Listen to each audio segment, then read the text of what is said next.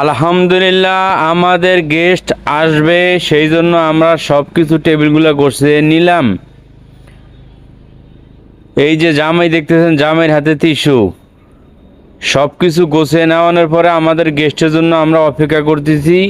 Guest আসবে, সাথে সাথে আমরা খানা দিয়ে দিব ইনশাল্লাহ।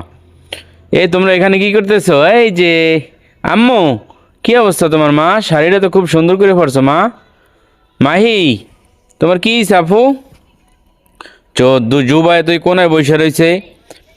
তো শোনো, তোমরা এখানে বসে থাকো, কোনো দিকে যাও না, ঠিক আছে? গেস্ট আসার সাথে সাথে তোমরা উঠে যাবা, ঠিক আছে? আগে গেস্টের খাওয়াবো, তারপর তোমাদেরকে খাওয়াবো।